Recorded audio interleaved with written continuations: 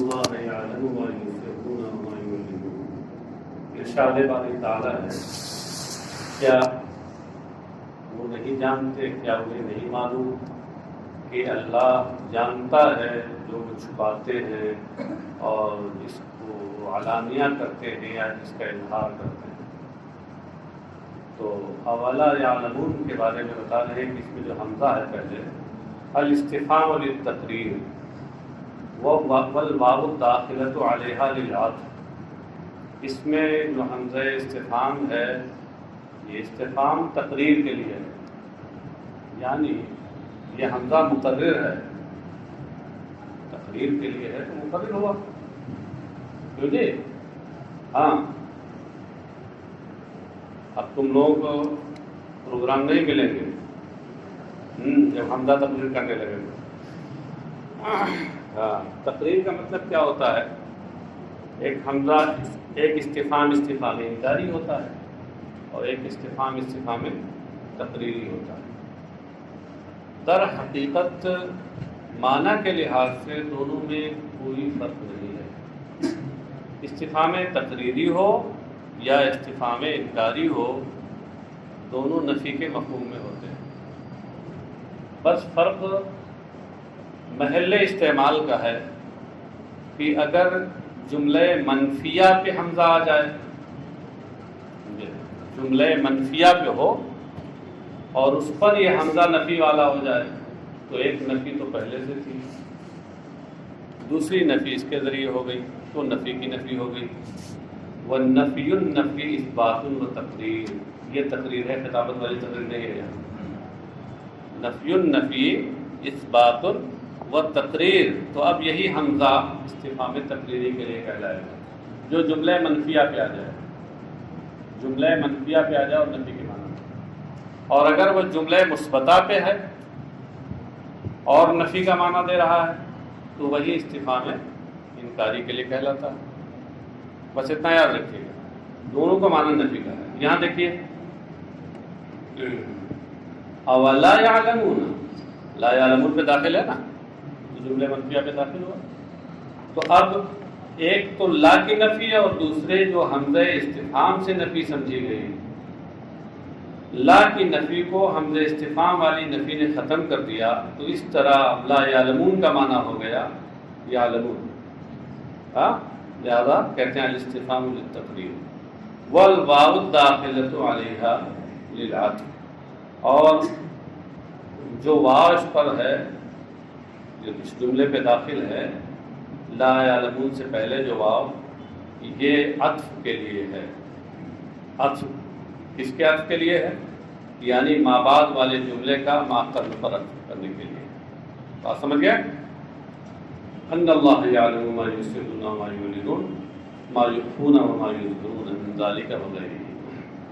یہ اس تفسیر کا مقصد صرف اور صرف یسرون اور یعلنون کا لغوی معنی بتانا ہے کہ کیا انہیں نہیں معلوم کہ اللہ جانتا ہے وہ سب جسے وہ چھپاتے ہیں. یسرون یعنی یخفون اور یعلنون یعنی وما یظہرون. تو لفظ و نشر مرتب کے طریقے پر یہ تفسیر ہے. من ذالک وغیرہ، یہ اور اس کے علاوہ اور جو کچھ ہے سب کو اللہ جانتا ہے. فَيَرْعَبُوا عَنْ ذَلِكَ، تو وہ اس سے باز آ جائیں. کیا مطلب؟ کیا نہیں جانتے کہ اللہ ان کے سب ڈھکے کھلے سب کو جانتا ہے تو اس سے باز آ جائیں. فَيَرْعَبُوا یہ جواب ہے، جواب استفہام. اور آپ جانتے ہیں کہ جواب استفہام کے بعد کسی جملے کسی مضارع پر اگر فا آ جائے تو اس کے بعد ان مقدر ہوگی. ان مقدر جب ہوگا تو ظاہر سی بات ہے نون اعرابی گر جائے گا. اس لیے فَيَرْعَبُونَ کے بجائے فَيَرْعَبُوا ہو گیا. یرعبو کیا ہے؟ نیچے لکھا ہے من الارعواء، یہ ارعواء سے ہے جس کا معنی ہوتا ہے الکف عن القبیح، یعنی قبیح بات سے بچنا، پرہیز کرنا. وَمِنْهُمْ أُمِّيُّونَ لَا يَعْلَمُونَ الْكِتَابَ إِلَّا أَمَانِيَّ وَإِنْ هُمْ إِلَّا يَظُنُّونَ. وَمِنْهُمْ أَيْ الْيَهُودِ، امیون عوام، میم کی تشدید کے ساتھ، یہ عامتن کی جمع ہے عوام، جیسے خاصتن کی جمع خواص، ان میں یعنی یہودیوں میں سے کچھ ان پڑھ لوگ یعنی عوام، لا یعلمون الکتاب الا امانی، کہ وہ کتاب کو،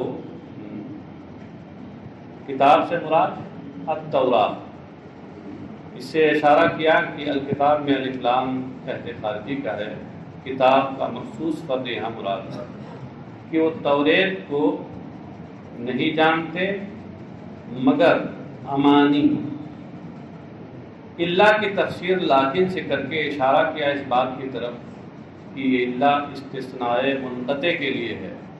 استثناء کی دو قسمیں ہوتی ہیں، استثناء متصل اور استثناء منقطع۔ تو جو استثناء منقطع کے لیے اللہ آتا ہے وہ لاکنہ کے معنی میں ہوتا ہے، یعنی در حقیقت وہاں استثناء نہیں ہوتا ہے، وہ استدراک کے معنی میں ہوتا ہے، کیونکہ استثناء تو اسی وقت ہوگا حقیقت میں جب کوئی چیز کسی کی جنس میں داخل ہو، مستثنیٰ منہ کے جنس میں داخل ہو تبھی حقیقی استثناء ہوگا، اور اگر اس میں داخل ہی نہیں ہے تو خارج ہونے کا کیا سوال ہے؟ تو وہاں غور کیجئے، دیکھنے میں اگرچہ وہ اللہ ہے مگر معنی میں لاکنہ کے ہے، یعنی استدراک ہے، گویا کلام سابق سے پیدا شدہ وہم کو دور کرنا مقصود ہے۔ اس لیے جہاں جہاں اللہ کے بعد یہ لاکنہ لائیں، یہ سمجھ لیجیے، یہ بتانا ہے، اشارہ کرنا ہے کہ یہ اللہ برائے استثناء منقطع ہے۔ امانیہ، امانی یہ امنیتن کی جمع ہے۔ امنیہ کا معنی کیا ہوتا ہے؟ آرزو، خواہش اور آرزو۔ کہتے ہیں اکاذیبا تلقوها من رؤسائهم فاعتمدوها، وہ کتاب توریت کو صرف امانی آرزویں سمجھتے ہیں، یعنی وہ جھوٹی چیزیں سمجھتے ہیں جن کو انہوں نے اپنے گرو گھنٹالوں سے حاصل کیا ہے۔ رؤساء رئیس کی جمع ہے، قائد، سربراہ، اپنے سربراہوں اور سرداروں سے جس کو انہوں نے حاصل کیا ہے۔ فاعتمدوها، اور پھر اسی پر انہوں نے بھروسہ کر لیا ہے۔ وہ توریت بیچارے پڑھے لکھے تو ہیں، تو توریت کیا ہے حقیقت میں وہ جانتے ہی ہیں، بلکہ ان کے سرداروں نے جو جھوٹ خلاف واقع اپنی طرف سے گڑھ کر بتا دیا کہ یہ ہے توریت، بس اسی کو توریت سمجھتے۔ وَإِنْ هُمْ إِلَّا يَظُنُّونَ، ان کے بعد ماں نکال کر اشارہ کیا کہ یہ ان شرطیہ نہیں ہے، ان نافیہ ہے، ماں کے مانند ہے۔ ان شرطیہ اور ان نافیہ میں ایک فرق یہ ہے، اور تو فروق جو ہیں وہ ہیں، ایک فرق پہچاننے کا یہ ہے کہ اگر ان کے بعد اللہ آئے تو سمجھ لیجئے کہ یہ نافیہ ہے، بغیر اللہ کے اور بغیر حرف استثناء کے یہ نافیہ استعمال نہیں ہوتا، اس کو یاد رکھیے۔ اور وہ تو صرف گمان کرتے ہیں، یعنی فی جہد النبوۃ صلی اللہ علیہ وسلم وغیرہ مما یختلفونہ لا یظنون ظنا۔ کیا مطلب ہے؟ یعنی یہ جو ان کے عوام ہیں، یہودیوں کے عوام، یہ نبی اکرم صلی اللہ علیہ وسلم کی نبوت وغیرہ کا انکار کرنے میں جس کو ان لوگوں نے گڑھ لیا ہے، یختلفونہ میں واو ضمیر کا مرجع ان کے رؤساء ہیں، ان کے سرداروں نے، احبار اور علماء نے ان کے جو گڑھ لیا ہے، تو اس کا انکار کرنے میں یظنون، یہ ظن سے کام لیتے ہیں، یعنی لا علم لہم، انہیں یقینی علم اس کا نہیں ہے۔ ظن کے مقابل میں علم آئے تو اس سے مراد ہوتا ہے یقین۔ فویل للذین یکتبون الکتاب بأیدیہم ثم یقولون ھذا من عند اللہ لیشتروا بہ ثمنا قلیلا فویل لہم مما کتبت ایدیہم وویل لہم مما یکسبون۔ تو تباہی ہے، ہلاکت ہے ان لوگوں کے لیے جو اپنے ہاتھوں سے کتاب لکھتے ہیں۔ ویل کا اصل معنی تو تباہی ہے، اور ویل جہنم کی ایک وادی کا بھی نام ہے. اور یہاں بتا رہے ہیں کہ تباہی ویل جس کا معنی تباہی، اس سے مراد ہے سخت عذاب. تو ان لوگوں کے لیے سخت عذاب ہے جو الکتاب کو لکھتے ہیں. الکتاب سے مراد توریت ہے، اسلام ہے خاطی کا. بے ایدیہم اپنے ہاتھوں سے، یعنی مختلقا من عندہم اپنے ہاتھوں سے لکھتے ہیں. اس کا مطلب کیا ہے؟ مطلب وہ نہیں ہے ہاتھوں سے تو سبھی لکھتے ہیں. ہاں پیر سے لکھنے والا تو شاید کوئی ملے گا کر، اور مل جاتا تو اخبار والے چھاپ کے دیتے ہیں یہ پیر سے لکھا. ہاں مثالیں مل جاتی ہیں. لیکن یہاں ہاتھوں سے لکھنے کا سے وہ مراد نہیں ہے جو ظاہری معنی. اس کا معنی مرادی کیا ہے؟ مختلقاً من عندہم، یعنی اپنی طرف سے گڑھ کر کے لکھتے ہیں، بنا کے اپنی طرف سے. جو توریت میں اصل ہے وہ نہیں لکھتے، بلکہ تحریف کر کے اپنی طرف سے بنا کے اس کو لکھتے ہیں. یہ مراد ہے یہاں اپنے ہاتھ سے لکھنے سے. ثم یقولون ھذا من عند اللہ، اور پھر کہتے ہیں یہ اللہ کی جانب سے ہے. لیشتروا بہ ثمنا قلیلا من الدنیا، تاکہ اس کے بدلے میں دنیا کی معمولی پونجی وہ لیں، اس کے بدلے میں لیں. ترجمے میں ہم نے اشارہ کر دیا ہے. لیشتروا یہاں اشترا استبدال کے معنی میں ہے، اس سے پہلے مفسر بتا چکے ہیں بطور استعارہ تصریحیہ. یہ کون لوگ ہیں؟ وہم الیہود غیروا صفۃ النبی صلی اللہ علیہ وسلم، اور آگے ہے وآیۃ الرجم، اور آگے ہے وغیرہ. یہ سب دیکھیے عین اس سب پہ بنا ہوا ہے، اشارہ ہے کہ اس کا عطف اس پر ہے. یہ یہودی ہیں جنہوں نے توریت میں نبی اکرم صلی اللہ علیہ وسلم کی جو صفت تھی اس کو بدل دیا، آیت رجم کو بدل دیا، اس کے علاوہ اور بھی بہت سے احکام بدل دیے. وَكَتَبُوهَا عَلَى خِلَافِ مَا أُنزِلَ، اور توریت جس طرح نازل ہوئی تھی اس کے خلاف انہوں نے اپنی طرف سے گڑھ کے لکھا. نبی اکرم صلی اللہ علیہ وسلم کا وصف بدل دیا. وہ کیا ہے؟ معاشی نے دیکھیے حاشیہ نمبر 30 میں یہ بتایا ہے کہ غیروا صفۃ النبی فی التوراۃ. تو کہہ رہے ہیں کہ توریت میں تو یہ لکھا ہوا تھا کہ نبی اکرم صلی اللہ علیہ وسلم حسن الوجہ، بڑے خوبصورت ہیں. جعد الشعر، بال کچھ گھنگریلے سے ہیں. اور اکحل العین، آنکھیں سرمگی ہیں، یعنی قدرتی طور پر ایسا لگتا ہے کہ آنکھوں میں سرما لگا ہوا ہے. ربعۃ، یعنی متوسط القامہ، وہ میانہ قامت ہیں، نہ بہت ناٹے نہ بہت لمبے، درمیانہ قد کے. تو ان سبوں نے بدماشوں نے کیا کیا کہ فغیروها وکتبوا مکانہ، تو انہوں نے اس میں بدل کر کے اس کی جگہ یہ لکھ دیا طوال. یہ لفظ و نشر تک کے طریقے پہ ہے. لکھا تھا وہاں توریت میں کیا تھا کہ وہ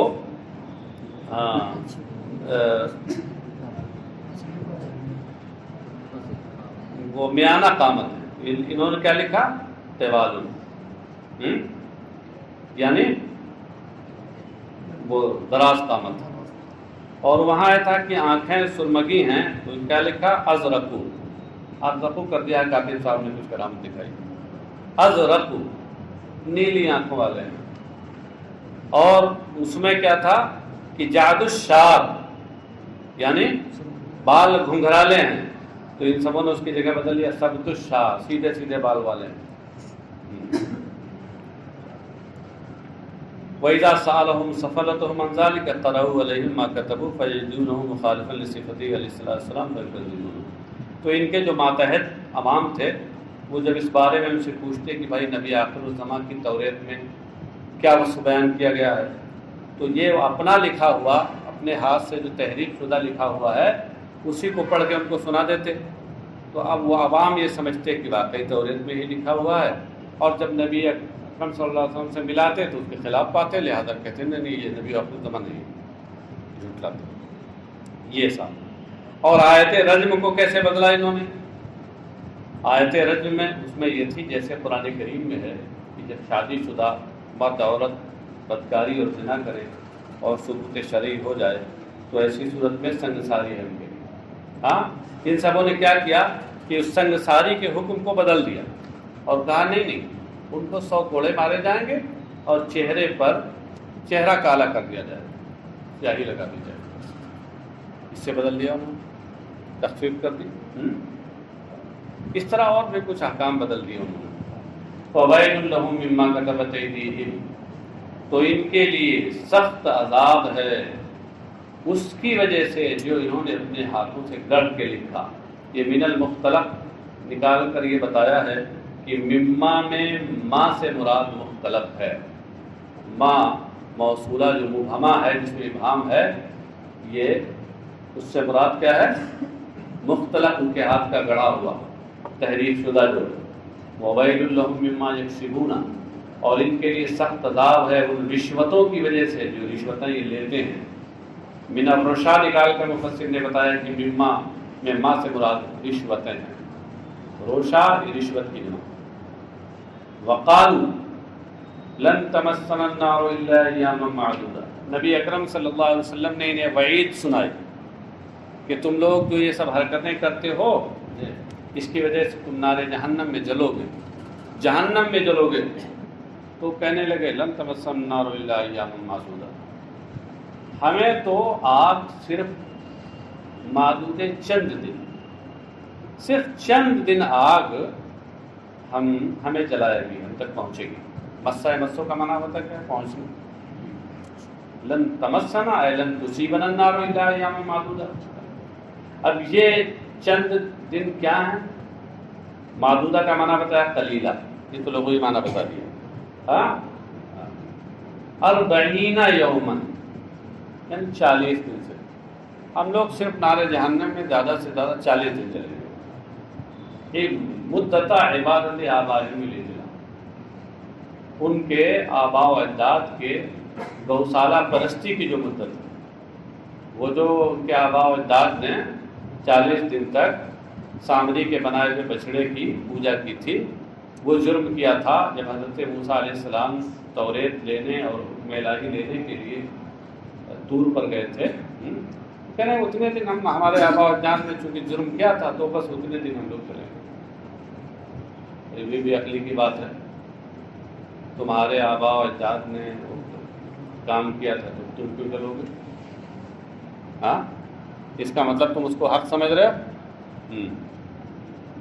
ثم تزول، اور پھر یہ آگ ہم سے ظاہر ہو جائے گی، ختم ہو جائے گی۔ تو یہ بات وہ کہتے ہیں قل اتخذتم عند اللہ عہدا، اللہ تعالیٰ فرماتا ہے قل، مفسر اس کے تفسیر کرتے ہیں قل لہم یا محمد، اس سے یہ بتایا خطاب نبی اکرم صلی اللہ علیہ وسلم سے، اے محمد صلی اللہ علیہ وسلم ان سے فرما دیجیے، کہہ دیجیے اتخذتم عند اللہ عہدا فلن یخلف اللہ عہدہ ام تقولون علی اللہ ما لا تعلمون، کیا تم نے اللہ سے کوئی عہد و پیمان لے رکھا ہے تو اللہ ہرگز اپنے عہد و پیمان کے خلاف نہ کرے گا، بلکہ تم اللہ پر ایسی وہ باتیں باندھتے ہو، افترا کرتے ہو جس کا تمہیں علم نہیں۔ اتخذتم یہ اصل میں ہے اتخذتم، اتخذتم۔ آپ یہ جانتے ہیں کہ یہ حمزہ وصل جو شروع میں لایا جاتا ہے یہ کس لیے لایا جاتا ہے؟ تاکہ ابتدا و سکون لازم نہ آئے، اور اگر اس کے شروع میں پہلے کچھ آ گیا متحرک تو یہ گر جاتا ہے۔ تو اس لیے یہاں چونکہ حمزہ یہاں پر حمزہ استفہام شروع میں آ گیا، اس لیے اب حمزہ وصل کی ضرورت ہی نہیں، وہ گر گیا، وہ ہو گیا اتخذتم، اتخذتم سے اتخذتم۔ حذف منہ حمزۃ الوصل استغناء بحمزۃ الاستفہام، مفسر کہتے ہیں کہ یہاں سے حمزہ وصل حذف کر دیا گیا حمزہ استفہام کی وجہ سے، اس سے بے نیازی کی وجہ سے، حمزہ استفہام کے سبب اس کی ضرورت نہ ہونے کی وجہ سے۔ استغنا کا مطلب کیا ہوتا ہے؟ بے نیازی اور ضرورت نہ ہونا۔ عند اللہ عہدا، عہد کا معنی میثاقا منہ بذالک، کہ کیا اللہ تعالیٰ نے، اللہ تعالیٰ کی جانب سے تم لوگوں نے اس کے سلسلے میں کوئی پختہ عہد و پیمان لے رکھا ہے؟ فلن یخلف اللہ عہدہ بہ، تو اللہ تبارک و تعالیٰ اپنے اس عہد و پیمان کو ہرگز پورا نہ کرے گا؟ لا، ایسا ہرگز نہیں۔ یہ استفہام کا وہی جواب ہے، محذوف ہے، ایسا ہرگز نہیں ہے۔ ام تقولون اللہ ما لا تعلمون، ام کے بعد بل نکال رہے ہیں، اشارہ اس بات کی طرف ہے کہ یہ ام منقطعہ ہے، ام متصلہ نہیں ہے۔ ہاں، کیونکہ جو ام منقطعہ ہوتا ہے وہ بل کے معنی میں ہوتا ہے، بلکہ عموماً بل مال حمزہ کے معنی میں ہوتا ہے۔ تو یہ جہاں جہاں ام کے بعد بل نکالیں گے یہ سمجھ لیجئے کہ یہ اشارہ کر رہے ہیں کہ ام منقطعہ ہے، ام متصلہ نہیں ہے۔ حروف عاطفہ میں سے ام ہے، اس کی دو قسمیں ہیں، منقطعہ اور متصلہ۔ اس کی تفصیلات آپ نحو کی کتابوں میں دیکھ لیجیے، ہدایت النحو میں بھی ملیں گی، قافیۃ النحو میں بھی ملیں گی، اور دیکھ لیجیے گا۔ بل، بلا، من کسب سیئۃ وأحاطت به خطیئۃ فأولئک اصحاب النار هم فیہا خالدون۔ بلا، کیوں نہیں؟ کیوں نہیں کا مطلب کیا ہے؟ یعنی تمسکم وتخلدون فیہا، کیوں نہیں؟ وہ آگ تم تک پہنچے گی اور تم اس میں ہمیشہ رہو گے۔ تمسک میں ضمیر حیا کے مرجع وہی نار ہے۔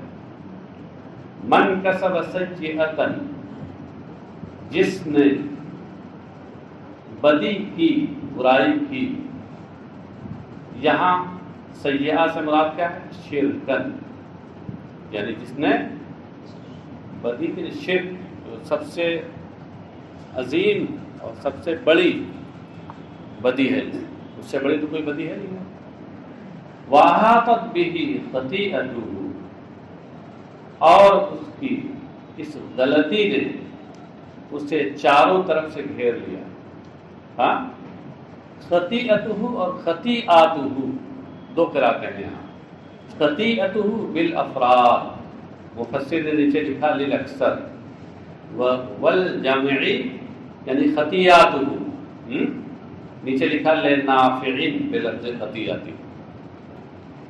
تو امام نافع مدنی کی قراءت میں یہ خطیئات ہے جمع کے ساتھ، اور بقیہ اور اکثر جو قراء ہیں ان کے یہاں خطیئتو ہے واحد کے ساتھ۔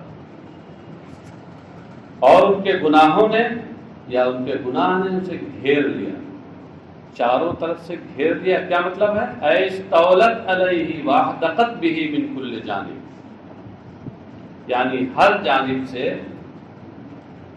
اس گناہ پر غالب آ گیا، چھا گئے، اور ہر جانب سے اس کا گھیراؤ کر لیا، ہر جانب سے گھیراؤ کر لیا اور غالب ہو جائے۔ اس کا مفہوم کیا ہے؟ بیان ماتا مشرکہ، اس طور پر کہ اس کی موت ہی شرک کی حالت میں ہو۔ جب شرک کی حالت میں وہ مرے گا تو اس کا مطلب اب شرک اس کی زندگی کو پورے طور پہ گھیرے ہوئے۔ تو جس کا یہ حال ہو فَأُولَئِکَ أَصْحَابُ النَّارِ، تو یہی لوگ جہنمی ہیں، ہم فیہا خالدون، جو جہنم میں ہمیشہ رہیں گے۔ من کا استعمال کیا گیا ہے، اس سے پہلے بھی بتایا جا چکا ہے کہ من لفظ کے اعتبار سے واحد ہے، مگر اس سے عموماً جمع کے معنی مراد ہوتے ہیں، کبھی کبھی واحد بھی مراد ہوتا ہے، لیکن عموماً جمع کے معنی مراد ہوتے ہیں۔ ضمیر لوٹانے میں کبھی لفظ کی رعایت ہوتی ہے، کبھی معنی کی رعایت ہوتی ہے۔ من کسب سیئۃ وأحاطت بہ میں یہاں ضمیر واحد کی لوٹائی گئی ہے، اس کے بعد آگے جو ہیں وہ سب اس کے معنی کا لحاظ کرتے ہوئے جمع لایا گیا ہے۔ اس لیے مفسر مختصر میں کہتے ہیں روعیہ فیہ معنی من، یہ ان میں اولئکہ میں اور ہم میں اور خالدونہ میں اس میں من کے معنی کی رعایت کی گئی ہے۔ والذین آمنوا وعملوا الصالحات اولئک اصحاب الجنۃ هم فیہا خالدون، اور وہ لوگ جنہوں نے جو ایمان لائے اور انہوں نے اچھے کام کیے یہ سب جنتی ہیں اور وہ اس میں ہمیشہ رہیں گے۔ وَإِذْ أَخَذْنَا مِيثَاقَ بَنِي إِسْرَائِيلَ لَا تَعْبُدُونَ إِلَّا اللَّهَ وَبِالْوَالِدَيْنِ إِحْسَانًا وَذِي الْقُرْبَى وَالْيَتَامَى وَالْمَسَاكِينِ وَقُولُوا لِلنَّاسِ حُسْنًا وَأَقِيمُوا الصَّلَاةَ وَآتُوا الزَّكَاةَ ثُمَّ تَوَلَّيْتُمْ إِلَّا قَلِيلًا مِنكُمْ وَأَنْتُمْ مُعْرِضُونَ۔ اور یاد کرو، اذکر آ گیا ہے، یاد کرو، ہاں، اور یاد کرو اس وقت کو جب ہم نے بنو اسرائیل سے پختہ عہد و پیمان لیا۔ میثاق پختہ عہد و پیمان، کہاں؟ فی التوراتی، مفسر کہتے ہیں توریت میں. لا تعبدون الا اللہ سے پہلے قلنا نکالا، اشارہ کیا کہ یہ یہاں محدود ہے. اور ہم نے اس میں یہ کہا کہ تم صرف اللہ کی پرستش کرو گے. لا تعبدون اور لا یعبدون دونوں یہاں دو طرح کی قرات ہیں. تو کہتے ہیں بالتاء والیاء، اور یہاں بالتاء یعنی بالتاء الفوقیہ لابی عمرو ونافع وعاصم وابن عامر. تو یہ اتنے لوگوں کی قرات تا کے ساتھ ہے اور بقیہ کی یا کے ساتھ ہے، یعنی لا یعبدون الا اللہ. ان سے عہد و پیمان لیا کہ وہ صرف اللہ کی عبادت کریں گے. یہ غائب والا جواب چہرہ استعمال. تو لا تعبدون کو بتا رہے خبر بمعنی النہی، یہ خبر ہے مگر نہیں کے معنی میں ہے. اس پر کیا دلیل کہ خبر ہے نہیں کے معنی میں ہے؟ کہتے ہیں وہ قرئ لا تعبدو، ایک قرات شاذہ میں لا تعبدو نہیں کا صیغہ آیا ہے، اور قرات شاذہ اگرچہ قرات متواترہ کے ہم پلہ نہیں ہیں لیکن ان سے کسی بھی قرآنی کلمے کی تفسیر کی جا سکتی ہے. تو اس میں چونکہ لا تعبدو آیا ہے، اس سے یہ سمجھ میں آ رہا ہے کہ اللہ تعبدون الا اللہ میں یہ خبر نہیں کے معنی میں ہے. بات سمجھے؟ اور علماء فرماتے ہیں کہ النفی آکد من النفی، کبھی کبھی ایسا ہوتا ہے کہ نہیں کی جگہ پر نفی کا صیغہ استعمال کیا جاتا ہے یہ تاکیداً، کیونکہ نفی جو ہوتی ہے وہ نہیں سے زیادہ پختگی اپنے اندر رکھتی ہے. نہیں میں کیا ہوتا ہے؟ مخاطب سے یہ مطالبہ ہوتا ہے کہ فلاں کام تم نہ کرو. مخاطب سے کسی کام سے باز رہنے کا مطالبہ ہوتا ہے. کوئی ضروری ہے کہ وہ باز رہے؟ اس نہیں پہ عمل کرے. کہا جاتا ہے کہ چوری نہ کرو، کتنے لوگ چوری کرتے ہیں. تو کہا جاتا ہے کہ مطالعہ کر کے آؤ، کتنے لوگ نہیں کر کے آتے. کہا جاتا ہے پیچھے بیٹھ کر کے ادھر ادھر مت دیکھو، کتنے لوگ دیکھتے رہتے ہیں، عمل نہیں کرتے ہیں. تو کوئی ضروری ہے کہ نہیں پہ عمل بھی ہو؟ کوئی ضروری نہیں. لیکن نفی اس میں تو خبر ہوتی ہے کہ فلاں نے نہیں کیا، تو اس لیے اس کے اندر پختگی اور تاکید بنسبت نہیں کے زیادہ ہوتی ہے نا. لا تعبدوا وبالوالدین احسانا، اس سے پہلے احسنوا نکال کر یہ بتایا کہ جو یہ احسانن ہے یہ مفعول مطلق ہے اور اس کا فعل ناصب عبارت میں محذوف ہے، وہ ہے احسنوا، یعنی واحسنوا احسانا بالوالدین وذی القربى والیتامى والمساکین، اور تم والدین کے ساتھ، قرابت داروں کے ساتھ، یتیموں اور مسکینوں کے ساتھ اچھا برتاؤ کرو، حسن سلوک کرو. احسان کا معنی برن، نیکی کرنا، اچھا کام کرنا، اچھا برتاؤ کرنا. قربا کی تفسیر میں کریں القرابہ، یہ بتا دیا، لغوی معنی بتا دیا. قربا کا معنی قرابت ہے. پھر اس کو بتا رہے ہیں کہ عطف علی الوالدین، یہ ذی القربا اس کا عطف والدین پر ہے. کہیں کوئی ایسا نہ کہ اس کو احساناً پہ عطف کر دے. والیتامى والمساکین وقولوا للناس، وقولوا للناس حسنا، یہاں دو قراتیں ہیں، حسنا اور حسنا.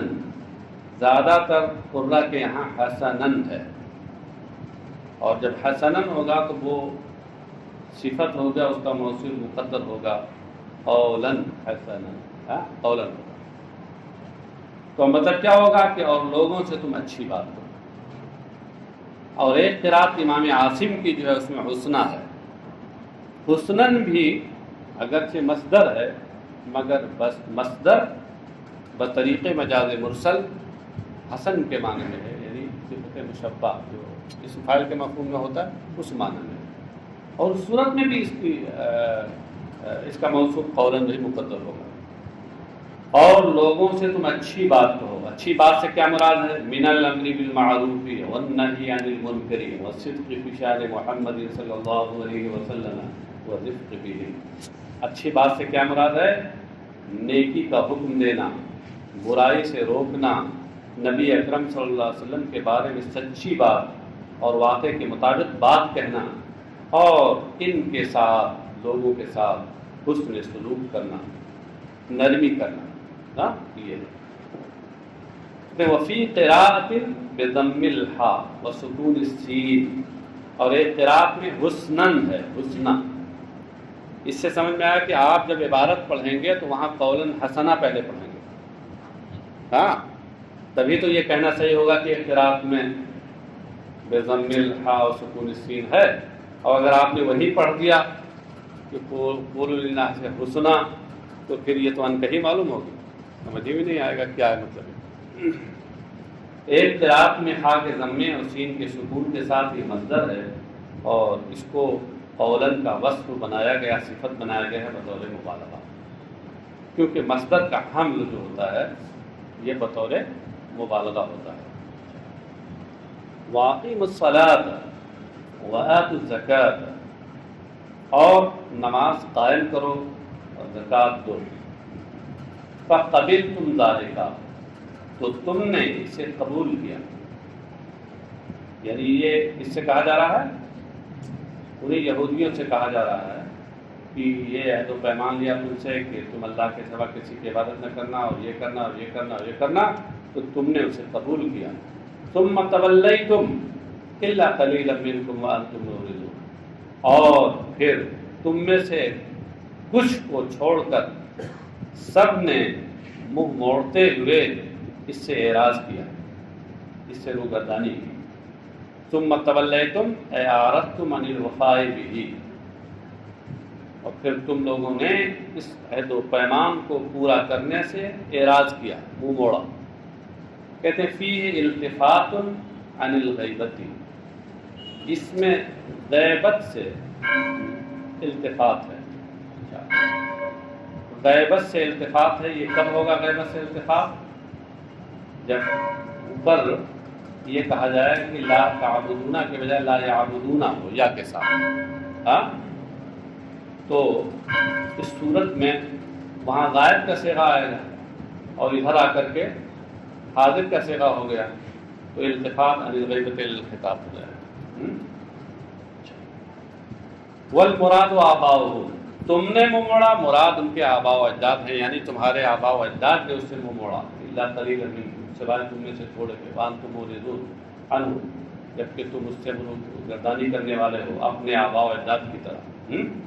وَإِذْ أَخَذْنَا مِيثَاقَكُمْ لَا تَسْفِكُونَ دِمَاءَكُمْ وَلَا تُخْرِجُونَ أَنفُسَكُمْ مِنْ دِيَارِكُمْ ثُمَّ أَقْرَرْتُمْ وَأَنْتُمْ تَشْهَدُونَ، اور یاد کرو اس وقت کو جب ہم نے تم سے عہد و پیمان لیا، اور لا تسفکون سے پہلے قلنا محذوف ہے، یہاں اس کو ظاہر کیا ہے مفسر نے، اور ہم نے کہا کہ لا تسفکون دماءکم، تم خون ریزیاں نہیں کرو گے، اپنے خون نہیں بہاؤ گے. لا تسفکون کا معنی بتا رہے ہیں کہ لا تریقونہا بقتل بعضکم بعضا، کہ ایک دوسرے کو قتل کر کے خون نہیں بہاؤ گے. ولا تخرجون انفسکم من دیارکم، اور نہ ہی اپنے آپ کو اپنے بستیوں سے نکالو گے. اپنے آپ کو نکالنے سے مراد کیا ہے؟ لا یخرج بعضکم بعضا من دارہ، کہ تم میں سے ایک دوسرے کو اس کے گھر سے باہر نہیں نکالے گا. ثم اقررتم وانتم تشهدون، اور پھر تم نے اس کا اقرار و اعتراف کیا. اقرار و اعتراف کیا یعنی قبلتم ذلک المیثاق، اس عہد و پیمان کو تم نے مانا اور قبول کیا. وانتم تشهدون علی انفسکم، جبکہ تم اپنے خلاف گواہی دے رہے تھے. ثم انتم هؤلاء تقتلون انفسکم وتخرجون فريقا منكم من ديارهم تظاهرون عليهم بالإثم والعدوان وإن يأتوكم أسارى تفادوهم وهو محرم عليكم إخراجهم أفتؤمنون ببعض الكتاب وتكفرون ببعض فما جزاء من يفعل ذلك منكم إلا کہاں تک ہے اور تک چلا گیا. چلو اچھا ٹھیک ہے. ہاں اور پھر اے یہودیوں، اے یہ یہودیوں جو سامنے ہو یہاں، تم تقتلون انفسکم، تم اپنے آپ کو قتل کرتے ہو، یعنی تم میں سے ایک دوسرے کو قتل کرتا ہے. وَتُخْرِجُونَ فَرِيقًا مِنْكُمْ مِنْ دِيَارِهِمْ، اور اپنے ایک گروہ کو تم ان کے گھروں سے باہر نکالتے ہو. تظاہرون، تظاہرون، اس میں دو قراتیں ہیں، ایک تظاہرون امام عاصم کی قرات، ایک تظاہرون. جہاں آپ تظاہرون پہلے پڑھیے تو تظاہرون اس کی اصل ہوگی تتظاہرون. باب تفاعل میں فا کلمہ ذو ہے تو تائے تفاعل کو ذو کا ہم جنس کر کے اس کو اسی میں ادغام کر دیا، سمجھے؟ تو ہو گیا تظاہرون. کہتے فیہ ادغام الطاء فی الاصل فی الظا. اس میں دراصل تا کا ادغام یعنی تائے تفاعل کا ادغام ذا میں ہے، ذو میں. ہاں نیچے محشر نے لکھا فإن أصلُ تظاہرون. اور ایک قرات میں تخفیف کے ساتھ ہے یعنی تظاہرون. یہ اہل کوفہ امام عاصم کی خاص قرات ہے. علی حذفها، ایک تا کے حذف کے ساتھ. بھائی تظاہرون میں یہ بھی تو قاعدہ ہے کہ باب تفاعل اور تفاعل میں جب دو تا اکٹھا ہو جائیں تو ایک کا حذف جائز ہے. امام عاصم نے اس کو لے لیا اور بقیہ قراء نے وہ ادغام والے قاعدے کو لے لیا. تظاہرون کا معنی کیا ہے؟ تتعاونون علیہم بالاسم، کہ تم آپس میں ایک دوسرے کی مدد کرتے ہو ان کے خلاف بالاسم والعدوان، اس گناہ میں، نافرمانی میں اور ظلم و زیادتی میں. یاتوکم اسارا تفادوہم، اور اگر تمہارے پاس وہ قیدی بن کر کے آتے ہیں تو تم انہیں مال دے کر چھڑا لیتے ہو، فدیہ دے کے چھڑا لیتے ہو. ایک قرات میں یہاں اسارا کے بجائے اسرا ہے، امام حمزہ کی قرات ہے. اور تفادوہم اس میں بتا رہے ہیں فی قرات تفدوہم، ایک قرات میں تفادوہم کے بجائے تفدوہم ہے. تفدو یہ افدا یفدی اقدام بابی فعل سے ہے، اور تفادو یہ فادا یفادی مفادات بابی مفعلت سے ہے. اس کا معنی کیا ہے؟ تنقذوہم من الاسر بالمال اور غیرہ، تم مال وغیرہ دے کر انہیں قید سے چھڑا لیتے ہو. وہو ما عہد الیہ مما عہد الیہ، اور یہ ان میں سے ہے جس کا تم سے عہد و پیمان ہوا. بس